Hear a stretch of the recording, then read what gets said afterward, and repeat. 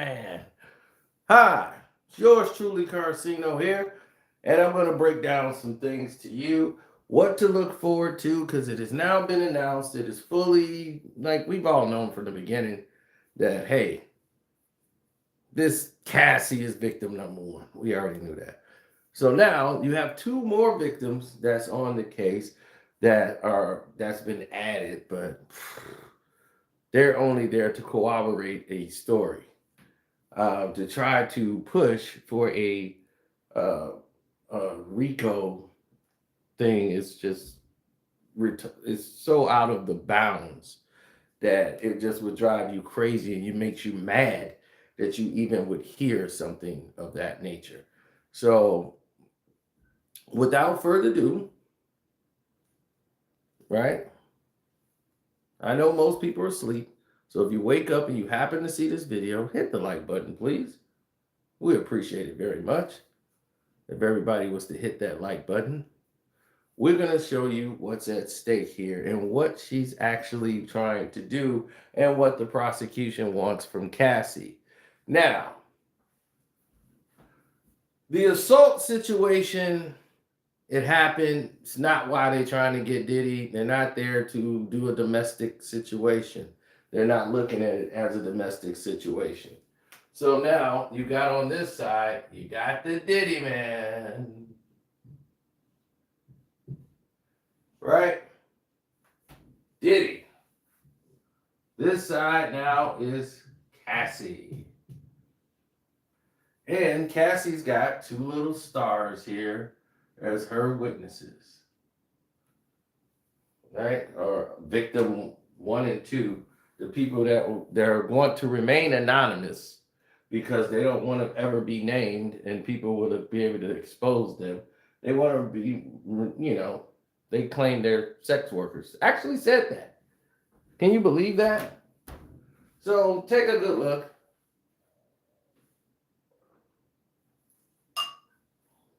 Diddy and Cassie. Now, when you got Diddy and Cassie right here, what do you really see when you take a good look at it? I mean, really take it in. What do you notice? Right? One is a famed mogul, producer, legendary, talented artist, the whole nine, right? That's who Diddy is. That's who we know. We know Sean Puffy Combs, known as Sean Diddy Combs, Love, whatever. We know he has wild, extravagant parties with girls who sleep with him and all this stuff. He's a single man, so he can do all these things that he wants, right? Cassie was one of these girls. On the tape, he alleged, not really alleged, we saw him put hands on Cassie, right? We saw this. So the fact that we saw him put hands on Cassie, what does this actually mean in the actual walk of everything?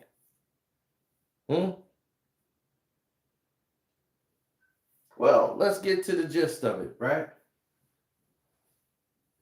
Now, they're trying, the prosecution, the people that are prosecuting Diddy want to prove that this is what they're titling freak off. Da, da, da, da, da, da, da, da. The freak off trial. So, what defines a freak off? And is it a crime to have a freak off? The only way a freak off would be a crime if someone did not consent to doing the freak off.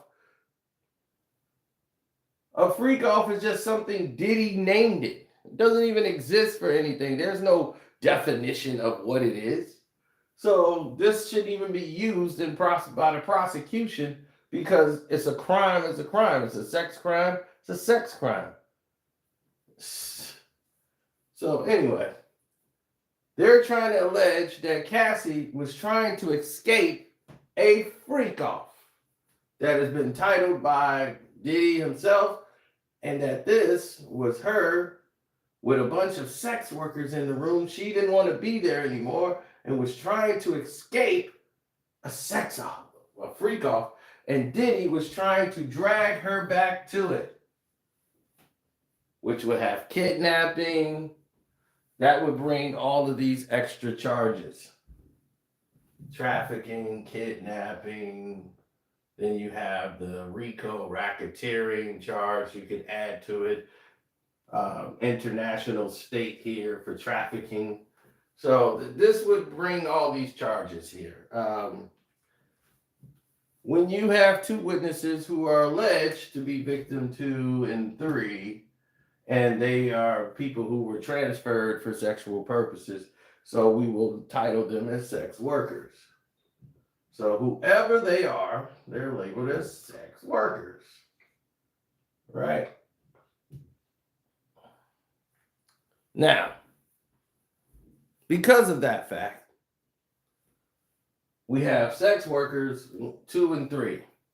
They're going to get transferred, right? They're going to be moved from this very location that they're in, right? And they was brought in from one state to another to perform duties on a woman that didn't want to do the duties.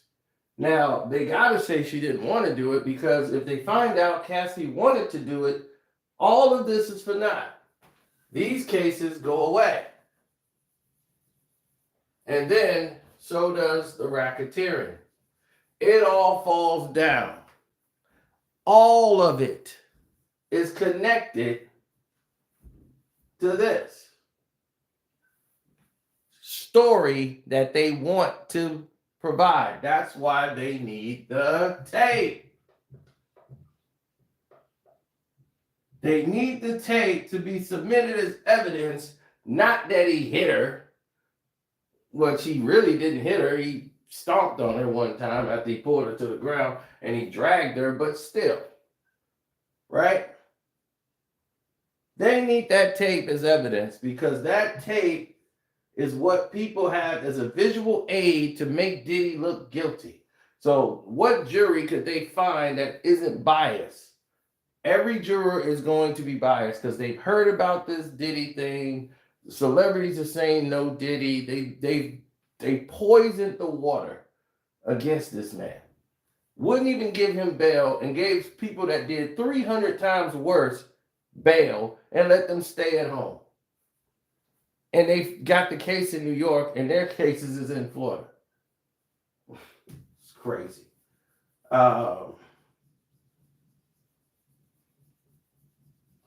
Here we are once again. You have this tape. To get this tape, CNN ends up airing this tape as an exclusive of CNN. This is a tape that's been hidden for years, but CNN gets it and was able to provide it. Now, through the discovery, it comes to find out that said tape was delivered by the hotel, right? So they say. Now, they get it from the hotel, but when they turn it in, it's not the full tape. It's an edited version of the tape. So for the bail hearing, to deny Diddy bail, they had an edited version of the tape.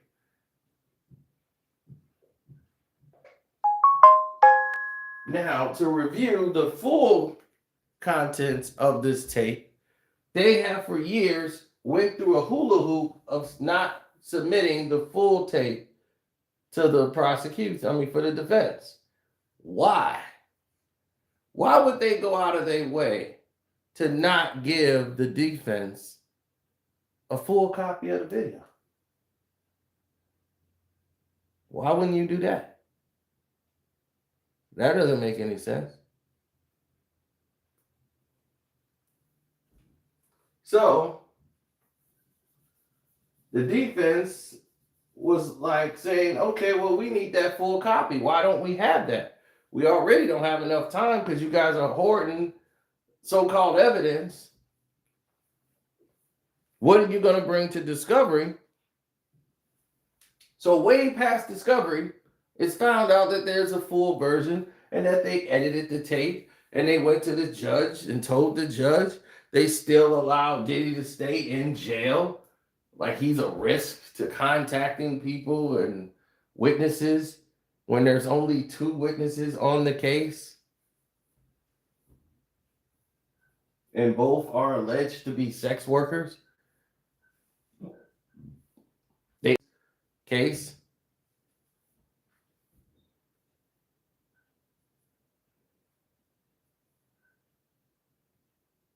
People don't find that as strange. That Diddy, where's the co-conspirators? We're less than a month away from the start of the trial. Hello? Where are the co-conspirators? Oh, they're going to name the co-conspirators on Monday. Where are they? Where they at? Where they at? Co-conspirators. Where you at? Are they just going to make shit up when the trial starts? Because they already did the superseding indictment and they didn't add anybody there. Diddy is still here. So how is there a RICO with one human being being the person?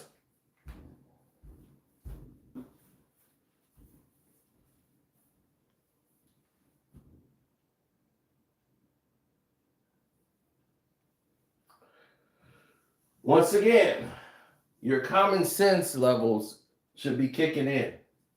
They handed over an edited tape. Why would you hand over an edited tape when you know you're going to need a full tape, and the tape in its entirety has to be in a court of law? Why would you use an edited tape in a court of law? Now, I can see if there was sensitive things to be shown on television and CNN, they had to edit it for television purposes. But for the courtroom, they have to have the real thing.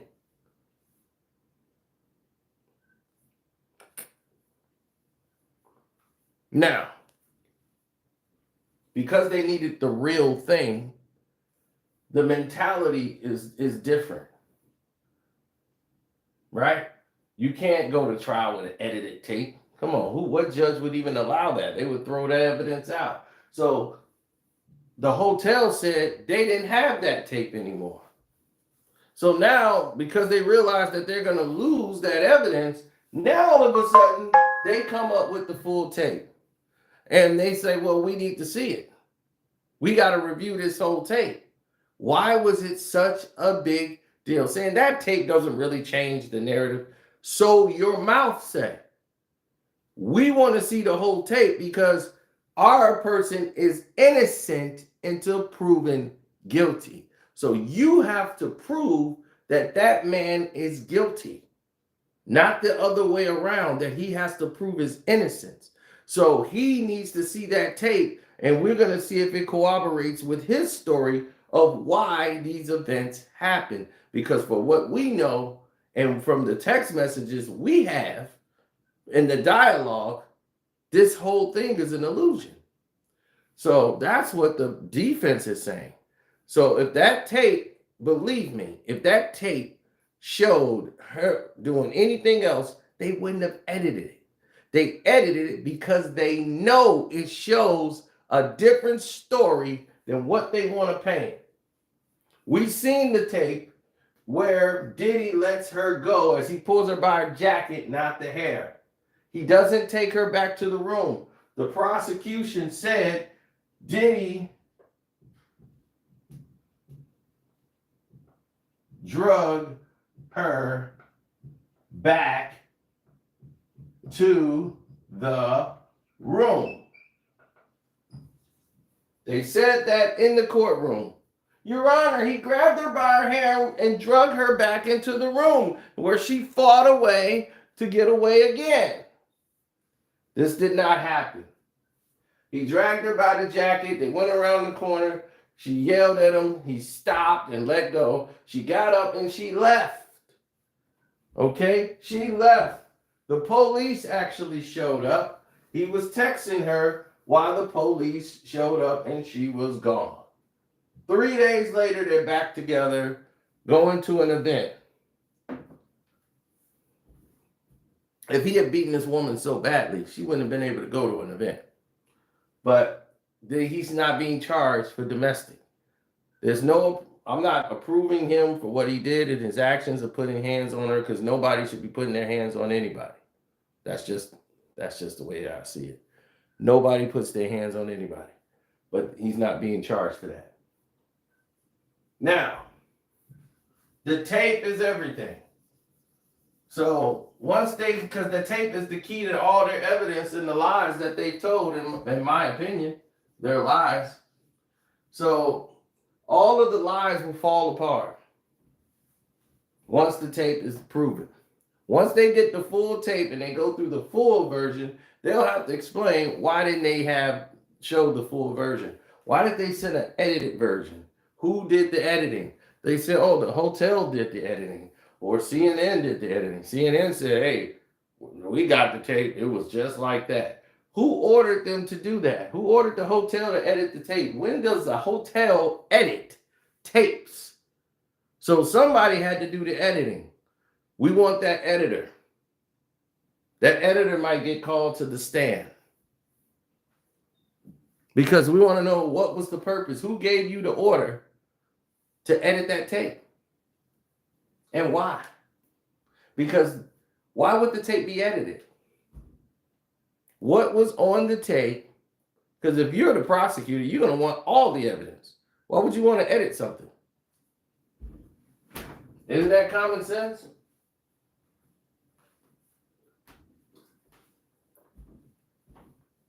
So, you have common sense, but you don't want a tape to not be edited. It's just crazy.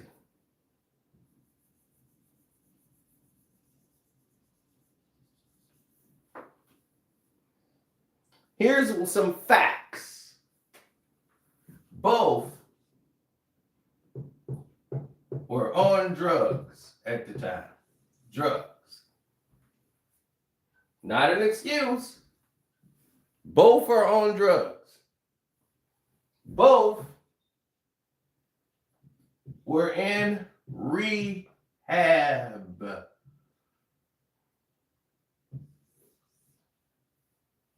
Both was in rehab. Cassie was in rehab. Diddy was in rehab. They went to therapy. Whatever you want to call it. These are facts. And can be backed up with documented evidence from the doctor. They both went to therapy. Okay? Both were abusive. Diddy was abusive, and so was Cassie. We have witnesses that said they have seen Cassie put hands on Diddy.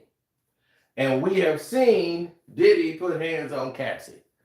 So they had drugs, they both were in rehab stints, and they both were in an abusive relationship. We have seen these in relationships all the time. But in this one, we want to make it more egregious because of who we like and who we dislike. But these three things have been proven. Now,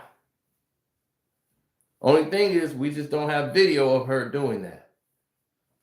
Another thing that's factual. Both have cheated on each other.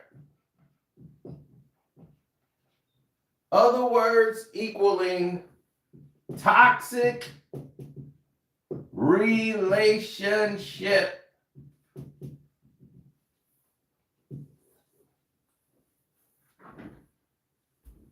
Both were engaged in a toxic relationship. They dated for 13 years. They done drugs. Both were in rehab. They both were abusive to each other, and they were in a toxic relationship. They cheated on each other constantly. This is not blah, blah, blah. This is not theory. Maybe this happened. Maybe this didn't happen. No. That's what we know. And for some reason, they keep tampering with the live stream. Why is that? We've already told you what they do, right? If I'm sitting here talking bad about Diddy, oh, I'll go viral. Don't talk bad about Diddy, gotta shut him down. So, and I'm just stating facts. Now, she is admitted to dating Kid Cudi.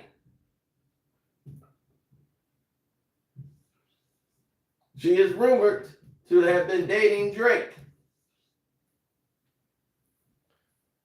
Diddy has gotten in many fights with guys who've been trying to sleep with her or have slept with her outside of their freak-offs when they know Cassie is his girl.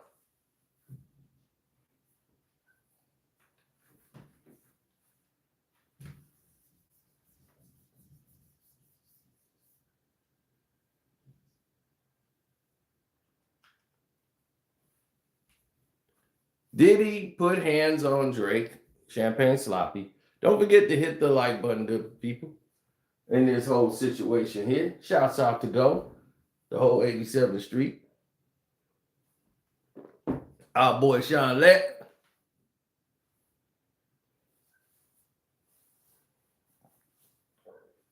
Yeah, because you got to do this to take away all the toxic lies from civil suit to criminal suit.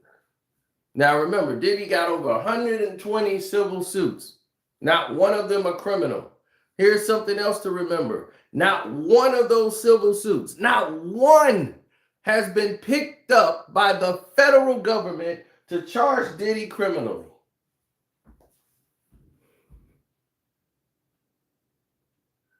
Let that sink in. They saying this man is such a deviant. He's done so much. He has 120 plus 140, 30 civil lawsuits against him.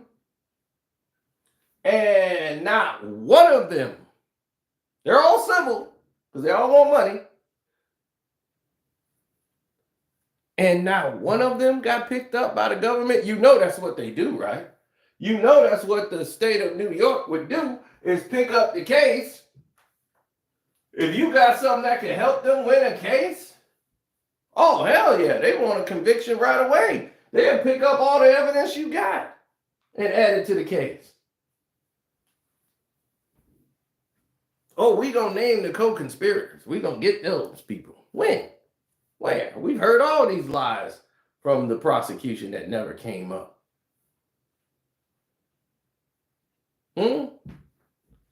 Where's all these co-conspirators that they got? They saw on tape. Where is the freak-offs? Where are the celebrities? Remember the celebrities was doing this and that. And then when it come to discovery, there is no celebs on the tape. The tape has 2 people engaged in a sex act, which is Cassie and Diddy. That's what they turned over to the defense. Noticeable, no underage girls. Nobody's underaged.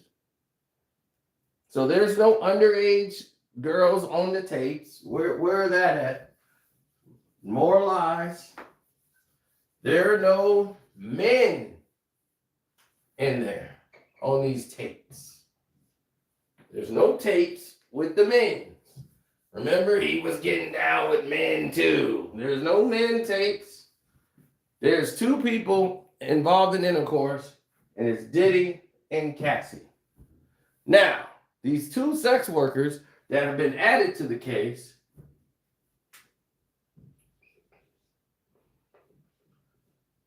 who claim that they were there that night, well, I hope they got some information to pass on, because if this is all they got is the Cassie tape and the details of how they got the sex tape was due to the fact that Cassie's lawyer gave it to them. They had to say in discovery where they obtained this tape from. So they didn't obtain it in the raid of Diddy's house. This came from Cassie's lawyer. She gave it to the prosecution.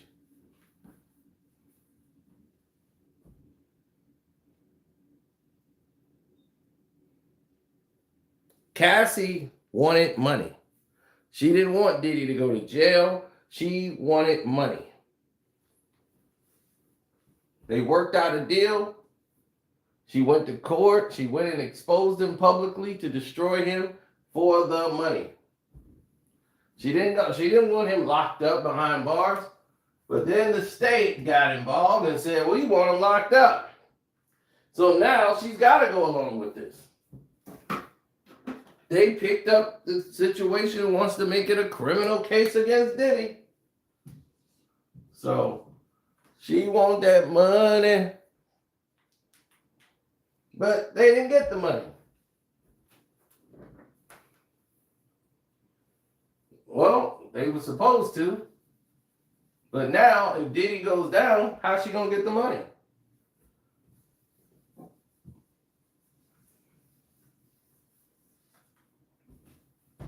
Now, remember the baby oil? Remember how this is how they fool black folks and get us caught up into dumb shit. Baby oil, right? That was the big case. They got bottles and bottles of baby oil. Baby oil. And that's not really baby oil. That's some chemical in there. That's a date rape drug that knocks people out. That's the liquid date drug. That's liquid fentanyl. It's gonna be the killer. That's it. Diddy's gone. Look, they got bottles and bottles of it. That's not really baby oil.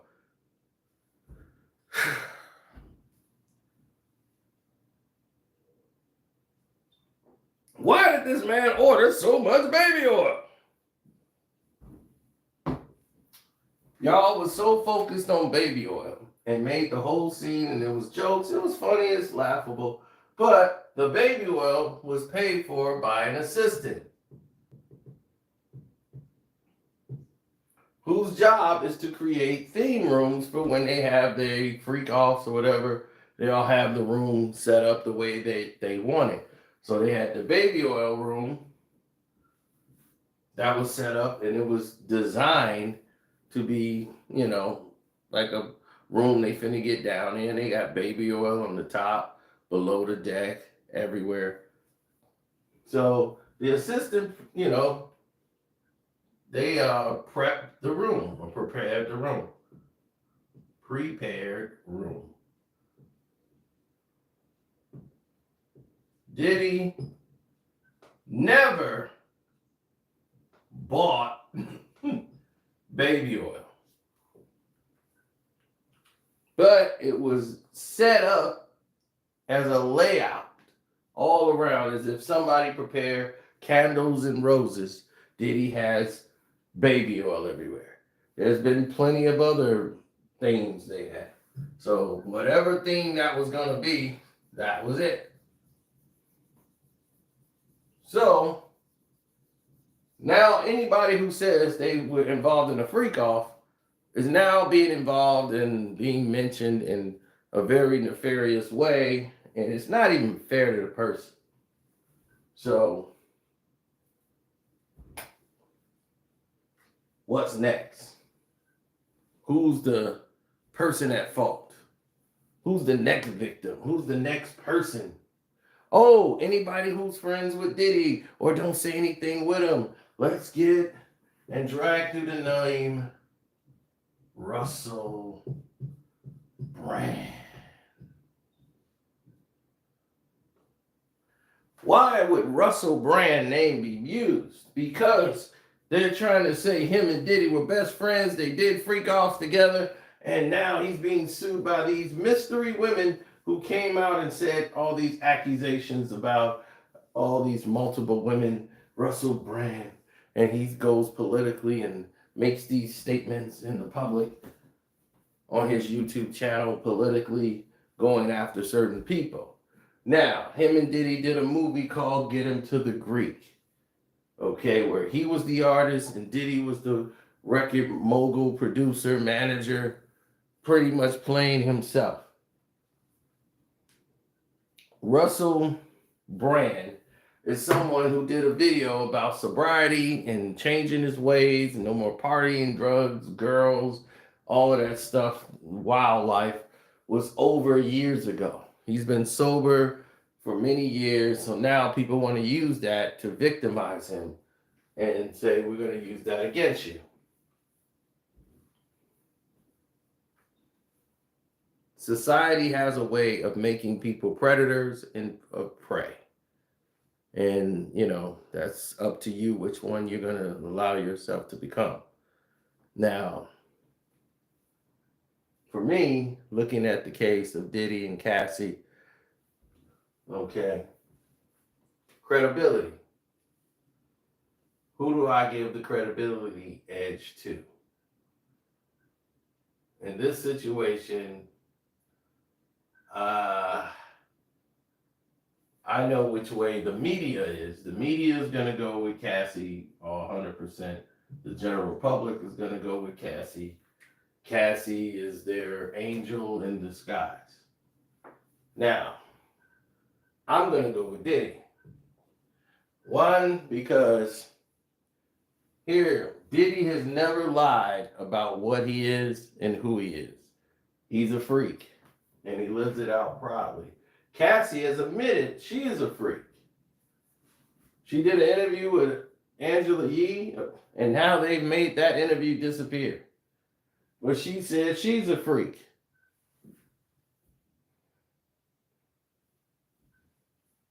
Right? Who has told more inconsistencies? Who have more, which side, the prosecution or the defense, has more inconsistencies? Cassie's side does. Another strike. Who do you feel, which side has been withholding evidence or just shady manners, period? Already, I'm seeing more X's on Cassie's side because Cassie has not told her story yet. Tell us about you, Cassie. Tell us what happened in South Africa. Tell us how you were given opportunities, how you kept using this man, offering sex as the reward and everything else. You went and manipulated him. You went and manipulated Ryan Leslie. This is my opinion. This is my opinion. This is Kevin Davis's opinion and my theory on it. Cassie was working in a cocktail lounge, singing songs at a bar. Ryan Leslie was working for Diddy. She starts hooking up with him, using sex as a way to get in. They start dating. Ryan Leslie brings her to Diddy. She sees Diddy with the jets. He's the one riding Ryan Leslie around, writing him checks, taking Cassie to the next level. Next thing you know, Diddy knows what he's doing. She loves that lifestyle. Limo and everything. Ryan Leslie's like, yeah, one day I'm going to be like that. She's like, well, until you do, I'm going to be sleeping with him. So she breaks up with Ryan Leslie to go to Diddy.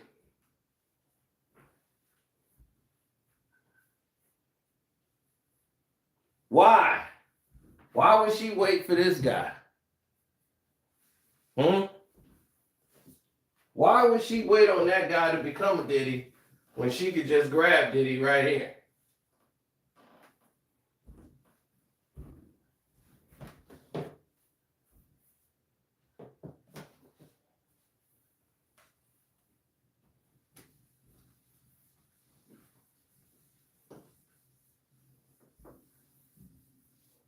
Cassie's having a baby right now, so she'll get a lot of sympathy on the stand being pregnant for the third time. That probably was strategic too.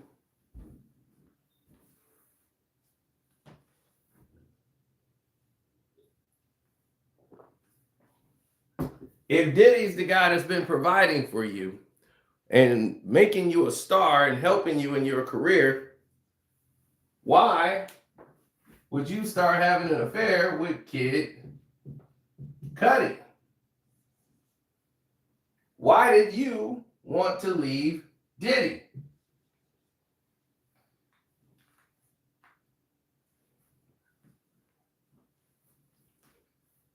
Cassie did not live with Diddy. So her thing was Diddy was controlling everything that she did. Diddy was watching her. He had spies on her. Cassie lives in about 20, 30 minutes away from Diddy. Diddy house is over here. This is Diddy property, right?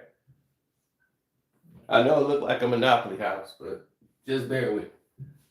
Cassie house is here, up the hill, all the way around, back, over here. And it's not her house, it's Diddy's other house.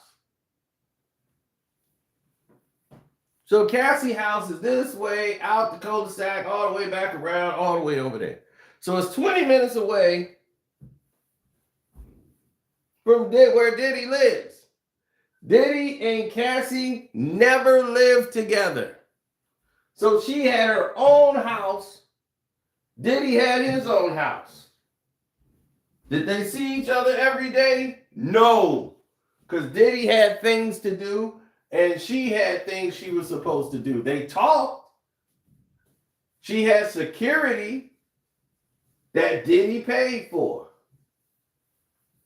She had assistants that Diddy paid for. Whenever she didn't get what she wanted, she threw a tantrum. They have witnesses to document this.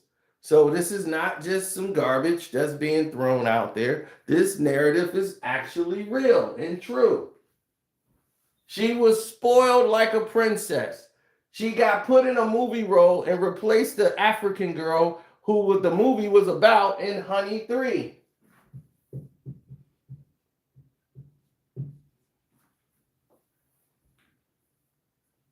The star of the movie was moved, who's from that area of South Africa, who the movie was about. They made Cassie, who's a Hispanic woman, the face of the movie in this South African movie, and made the star of it the co-star. Cassie was made the star because of Diddy's power in Hollywood. Cassie wanted to be the star of the movie. She pushed Diddy to make it happen, and he made it happen. When she was only supposed to do the soundtrack.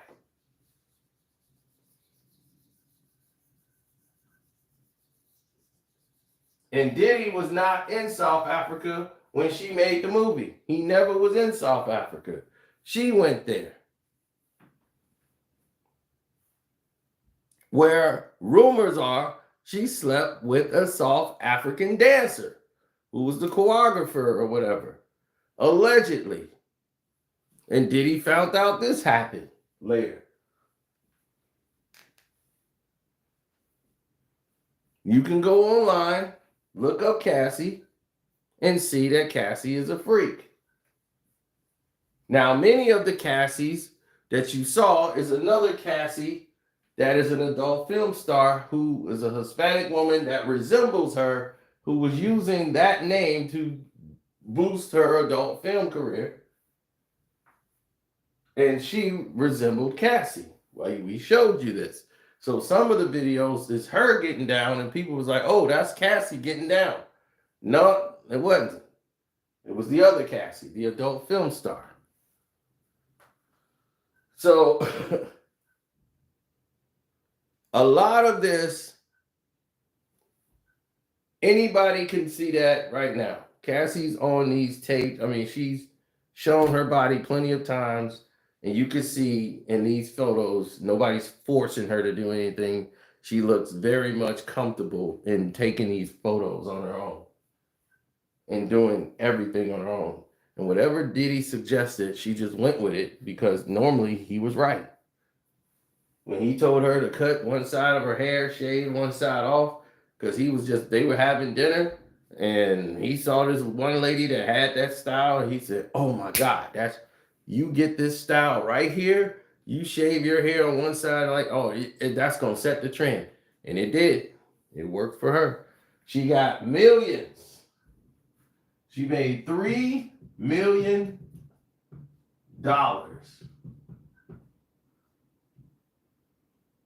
working for Sean John and modeling at Paris Week. $3 million she was getting. She was getting paid $300,000 a month at one point. And a house, she got everything paid for. She's spoiled to death. How many of y'all playing Grand Theft Auto? How many of y'all play GTA?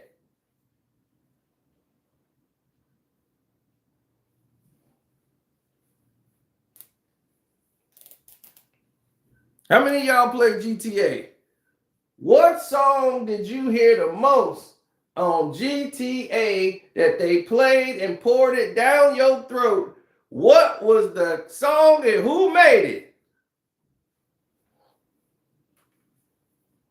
Y'all already know. If you play GTA, you know what song we talking about. The ruler's back. He know.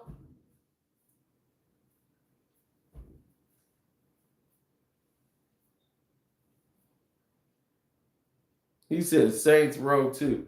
Well, that ain't nothing but GTA. That's Grand Theft Auto. What are you talking about? Now,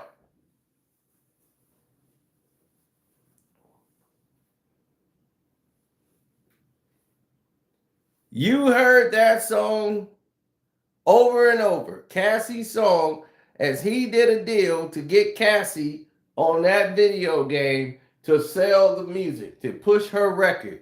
And it did, it worked. That song was on soon as anytime you jacked the car, anytime you stole, you did anything, that Cassie song was playing.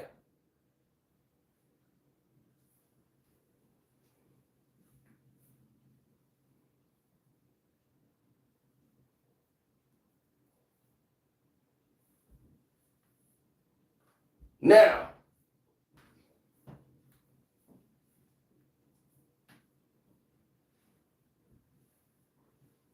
Diddy has spent money upon money, losing money considerably backing Cassie.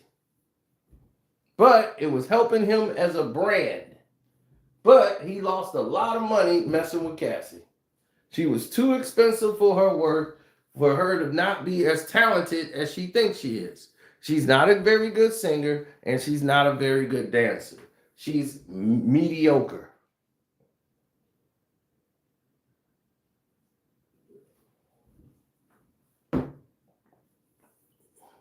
At best.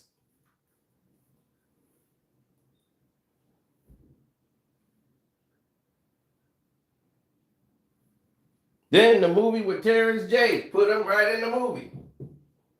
Terrence J. And they put in Cassie.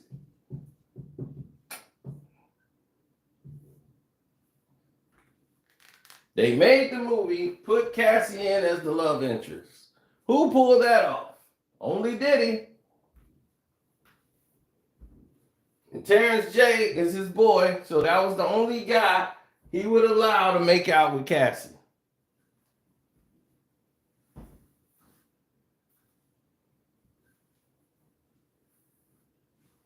They wanted Tyrese. They ended up with Terrence J. He was much cheaper. And because of the Fast and Furious movies, they couldn't afford him.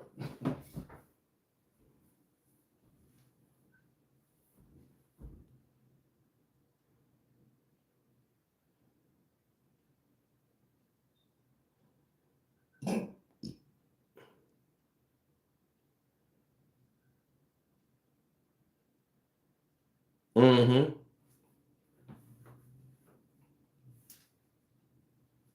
No.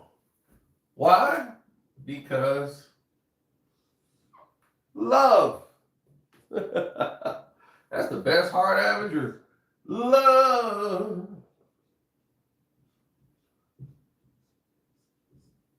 Love. Right? Wrong. Lust. Lust. Lust will leave you lost.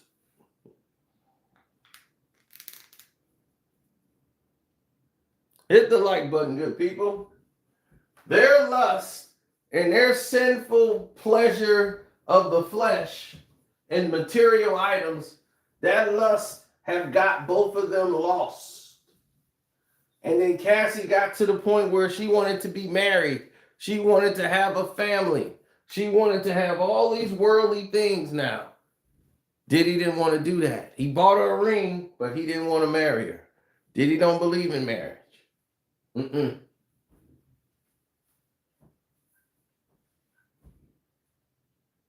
He likes to be free. Yes, hit the like button, good people.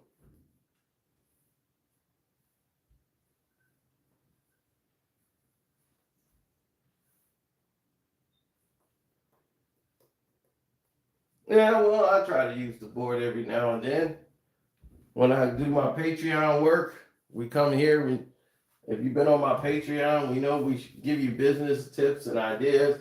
We've updated the Patreon for all my paying Patreon clients. If you're on the Patreon, you see the videos today. Just like usual, we deliver. Now that that's done, now they're going to say, well, what about the drugs they found? Okay. You're going to have to prove the drugs belong to Diddy. So they got the so-called drug mule. Is he going to testify? If so, that guy would have to testify. He got busted at the airport with drugs. So that's not related to Diddy. He just got busted with drugs. So he's the only one that's, caught with drugs. So that's on him. Now, there's multiple people in the rooms that Diddy was there. Diddy is not like Diddy was the only guy there. So you can't say that's Diddy's drugs. But they will try to make this guy say, hey, that's Diddy's drugs. Right? So Diddy will be right there. Like, nope, sorry. It ain't happening.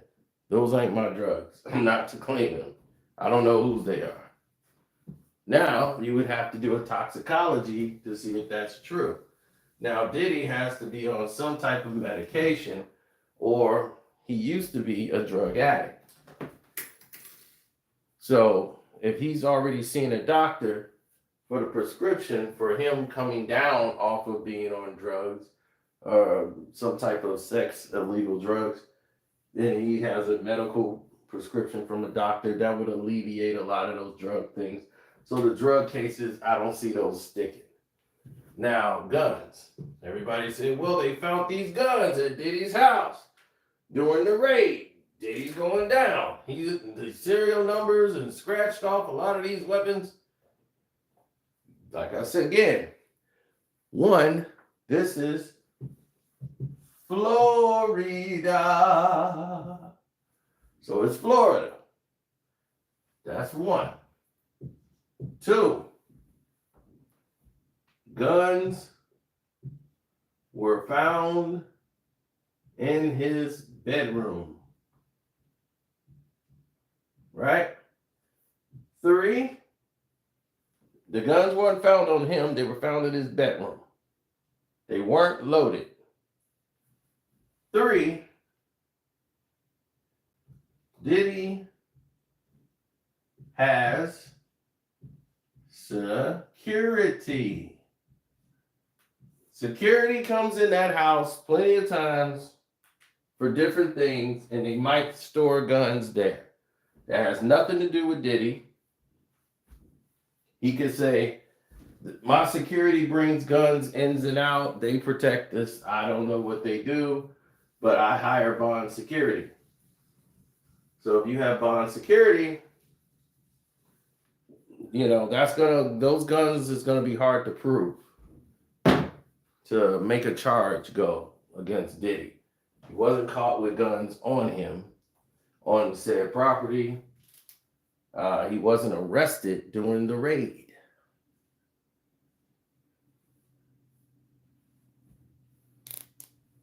The arrest warrant came months later after the raid.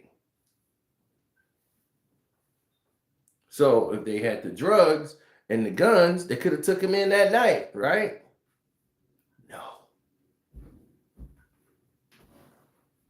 So all of this is to dress up the case to make it look good. It was the smallest case we've ever seen on paper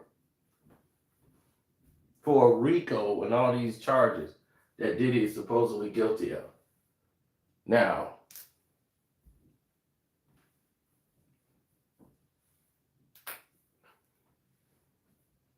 Diddy's going to lose a lot.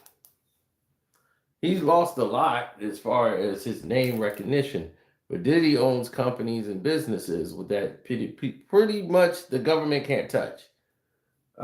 These are put in very powerful IRAs, right? They have what you call a solo Roth and a family Roth, HSA.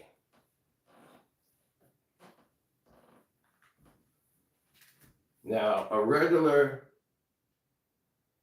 IRA Roth, just a regular Roth account, there's different variations into these Roths, but the solo Roth, and then they have something that's called the golden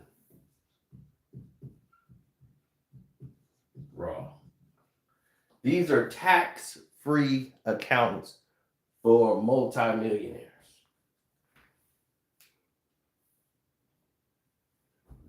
I'm giving you game that you don't know. All you know about is an IRA Roth. That's it. You don't know nothing about a golden Roth. You don't know nothing about a solo Roth or HSA Roth. Do you? Mm-hmm. They're tax-free. Tax-free.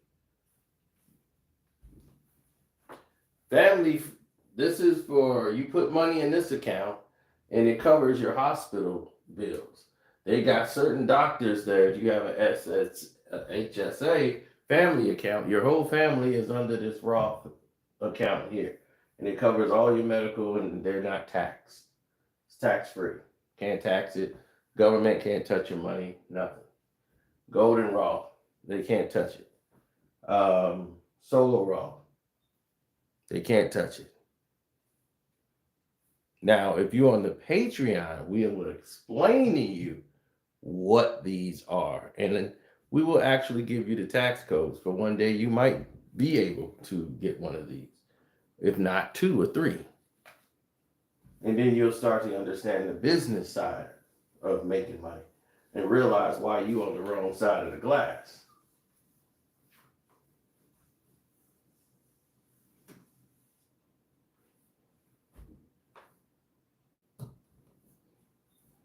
People look at me and laugh, and it's a lot on social media, and say some of the dumbest things ever. Like, you're in that cheap house. I'm like, do you know where I live? Like, you nuts. Like, if I wasn't making money, how could I tell you about making money? But that's what happened. You have crabs in a barrel.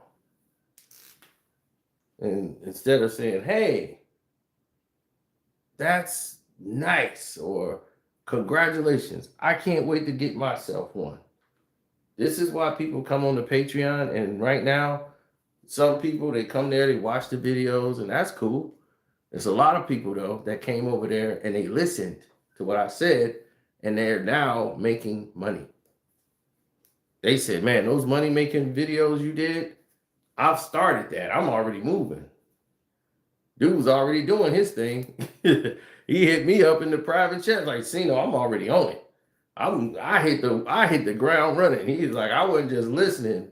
I got busy. I was like, he's like, that's what the video I needed right there. How to go to college for free and get free loans to go to college. We put that information out there. We put everything in there to tell the public how to get things for free, like programs that the government has to put out every year, but they don't tell Black folks. They don't tell us. They put them programs for us, then let white folks use it. How is that fair?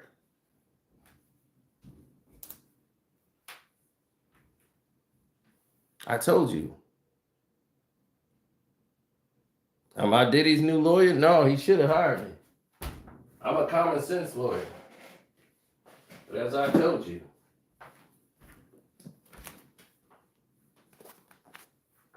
codes, buddy. There's a lot of digital codes going on that you don't know anything about. Cryptic communications. Why do I have a book about cryptic communications?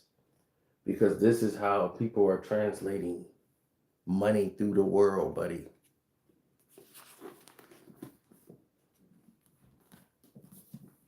Ciphers, secrets, and cryptic communication.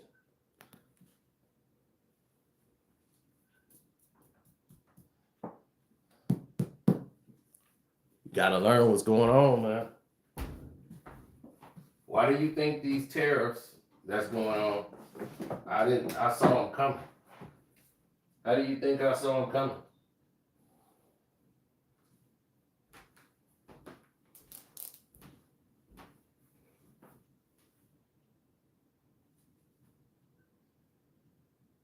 How am I blocking you from commenting? Now,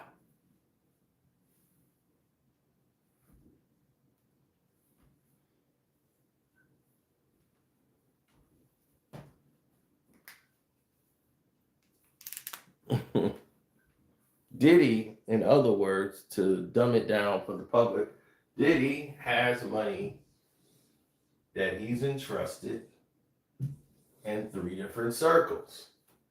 And in those 3 circles, family, lawyers, and partners. Silent partners. So his lawyers, who would be pretty much the handler of the accounts, the family, his sons, his mother, they would be the ones to run these accounts. Silent partners, people that will take over his businesses, and would give them back to him once he gets everything back established. Give him the position that he wants. So they would be handsomely rewarded, protecting, revenues so he can't get bankrupt. And when they go and do these assets, you're going to look at it and say, well, Diddy don't really own anything.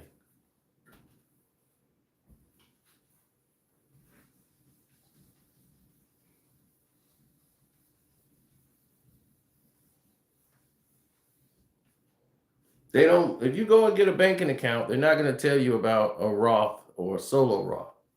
They're not going to tell you about pretty much any of that. They might mention an IRA Roth, but you're not going to get a solo Roth. See, when you invest with a solo Roth, I'll tell you this a little bit. When you go and do an investment with a let's say you go to an investment firm, right? And they're investing your money. You don't tell them what to invest in. You say, I want to go here, here, here, and there. And if it loses all the money, right? You got to pay them first fee. And if they lose all the money, if they invest any money and make any moves, they don't have to contact you. They can invest your money how they want. So let's say they lose 300,000 of the money. And you be like, hey, wait a minute. Why don't you stop? You have no control.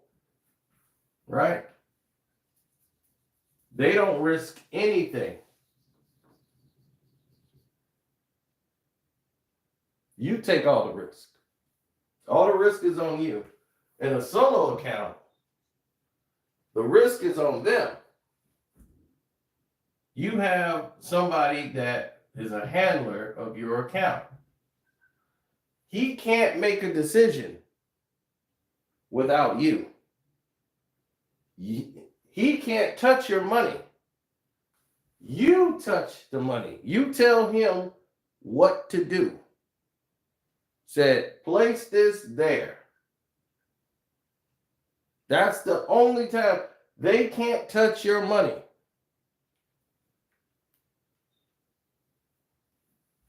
And a solo Roth. So all the business decisions is up to you. You tell them where to place the money, but they can't touch it.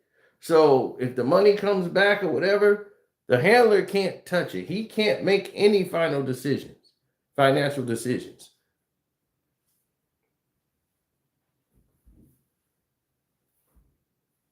And whatever money you made, you will not be taxed.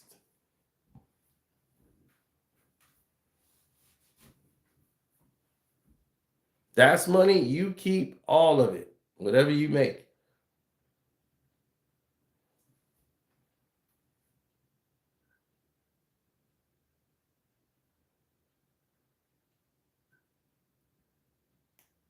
Now,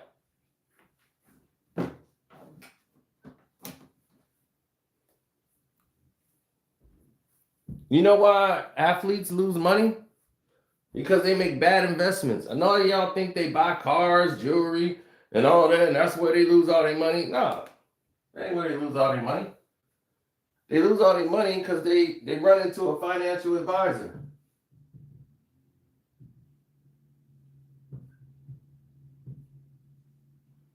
A financial advisor is never going to tell you the market is bad. A financial advisor ain't never going to tell you, oh my God,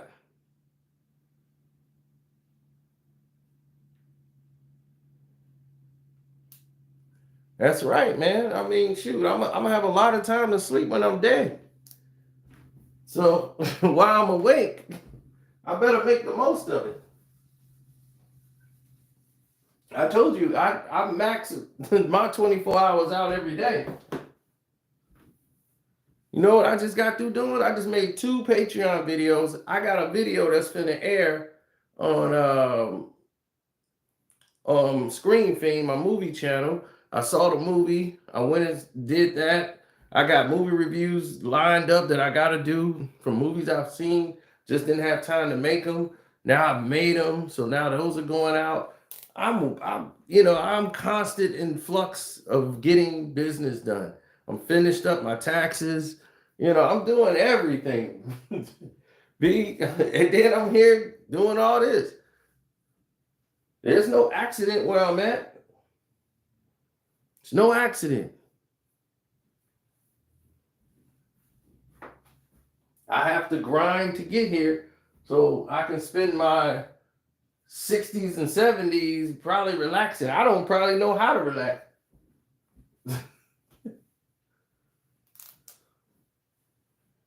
So I'm hoping you guys learning the things that I wish I knew when I was, I wish when I was 20 some, 30 some, I had somebody that was telling me this. Somebody gonna be like, they were telling you, weren't listening. No, they did not. I did not have business people around me to tell me these keys that I'm learning now, because you're only going to learn this from rich people. Poor people don't have these answers. Only rich people could tell you. Now, what the athlete would do, normally when they get their money, they normally want to buy mama a house. So the athlete buys mama a house. So when mama gets the house, depending on where you're staying, your mama's got to live in a nice neighborhood. You're basically spending $700K to $1.5 million for your mama's house on average. Right now, that's $700K to $1.5 million. When you get your rookie deal now, because they capped all of it, once they took the luxury tax and then your state taxes and everything else out of your 30 some odd million that you're supposed to be signed for 3 years, and when you got your rookie tax, you're not making that kind of money yet. So your rookie deal, you might be making maybe 3.6, depending on when you got drafted. You're a first round pick. Okay, until that big check come in, because you get paid on the 1st and the 15th. You're paid 2 times a month. If you're an NBA basketball player, you get paid 2 times a month when those checks start coming in. And they're massive. You might be getting hundreds of thousands a week, depending on what you're doing. But for the year, you might be making 3.6. After they start taking all the luxury taxes out of it, this 1.5 is going to eat you. Plus, you're going to have to pay taxes on the house. If you bought the house outright, that's still your mama's house. So your mama's house is $700K, 1.5. Now, what these young guys do, they go buy them a house. Especially when they know they've made the team their first round draft pick, and their house is going to be anywhere from $6 million to $12 million.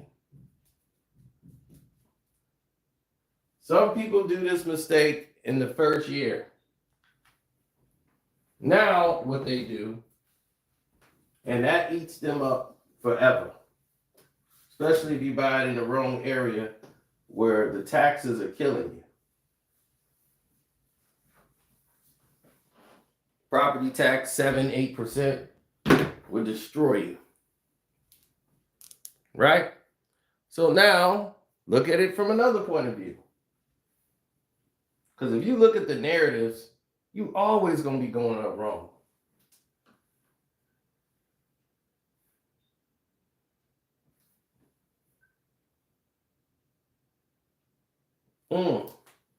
No, what they've done is gotten smarter because somebody advised them. This is in the past. Now in the new era, because most teams own condos. For trades, you have players that's trying to get adjusted. They have temporary condos. The team owns them, but for the players, they're temporary. So you'll be living in the temporary condos that they have. until they find placement, what they call placement for you. Like, okay, we got a condo that's temporary for you until we can find you a place. So normally you got it for 30 days. You got 1 month to find a place to live, or 2 months while you're in town. So you stay in a temporary condo. Now, they have, some teams have a realtor who's friends with the owner, right? And they come over there and they place the athletes in the houses, for those who don't know the area or the town. Now, this person works hand in hand with the owner. So, or the president of the team or the GM. But normally it's somebody that have ownership there. The realtor is friends with them, they make deals. So the money they paying them, you're paying it to their friend. So now their friend is going to put you in their houses that they got, their property. And you don't know anything, you're young. So you're going to be in that condo that he's going to give you for a term rate, saying, oh, just get in this condo or this joint condo or townhouse that's connected to this house where another player lives that's on the team. We got all these 2 houses, condos together, 2 houses, two joint together, right? Now, what's going to happen is he'll give you a good rate, good fixed 3 years, and you'll get it for this rate of 5% or 2%. But after that fixed rate is over, buddy boy, them taxes is going to shoot up like this. Because one, you're not buying the house with straight cash. The bank is giving you a loan based on your job. So now you're paying on basically a loan from the bank, who's saying, all right, we're going to loan you the money. And the check, based on the check that you got,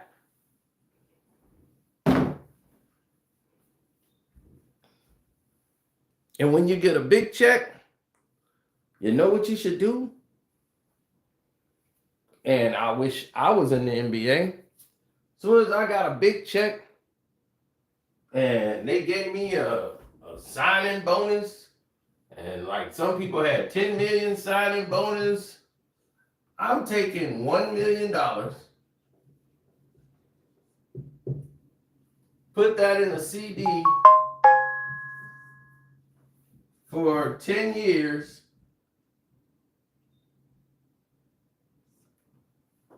$1 million in a CD for 10 years,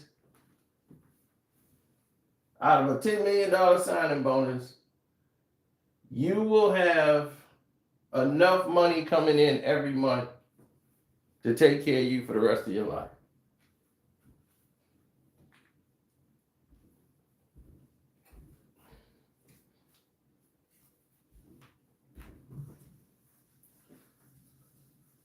Put that 1 million in a CD for 10 years.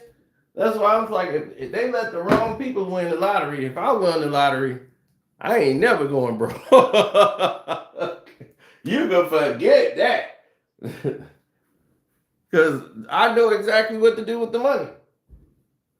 First off, let's say I won the lottery for $285 million. Right? First thing I'm going to do, I'm taking the lump sum. So they're going to pay the taxes. That 285 is going to be like 230 by the time they get done. I'm going to have 230 million after I pay the taxes. So cool. I got 230 million. That's going to be a lot of money to play with. I'm taking 20 million, put it in a Roth account,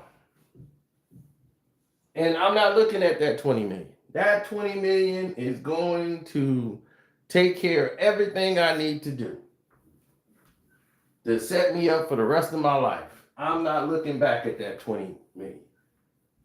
I'm going to take 5 million, put it in a CD, and 10 years, $5 million. That's done.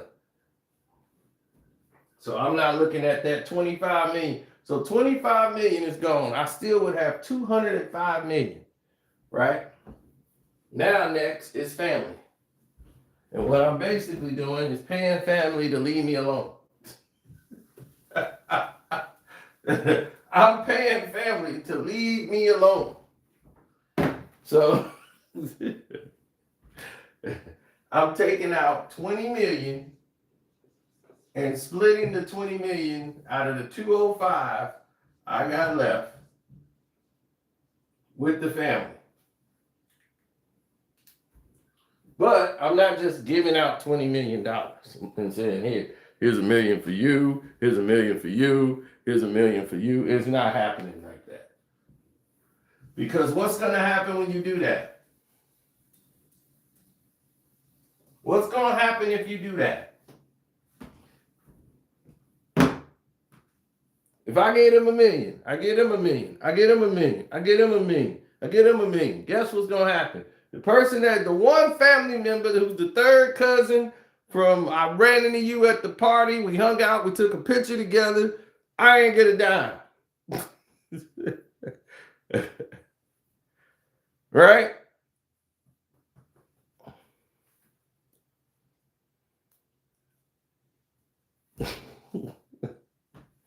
So naturally, to the 20 million that I'm going to vest into my family, it's going to go into financial literacy for my family, so that they would know how to make that 20 million turn into 40 million. And not using some jackpot scheme for a dude who ain't never had no money before.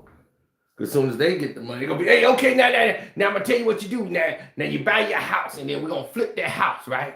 And then we ain't going to never have to make no money. We're going to be flipping them houses, boy. Yeah, that's what we're going to do. Yeah, come on, Reggie. No. We're not taking advice from jackpots.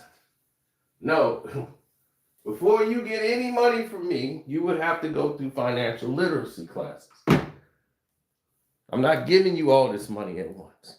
Because one, you will be in a higher tax bracket and you can't afford to be in that bracket. And if I was to just give you that money, somebody in your neighborhood is going to kill you for it. Then where I've just got you killed.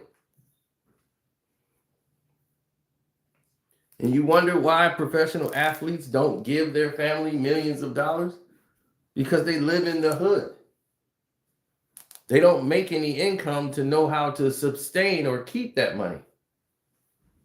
Hell, you could buy houses, and if you know anything about houses, you could fix them up and rent them out, whatever, buy some properties, and just live off the land. It's just that you got to deal with a lot of BS when you own the land. You got to deal with the tenants not paying rent, damaging the property. You got to come in and repair stuff. This is costing you constantly. And that's what you don't want.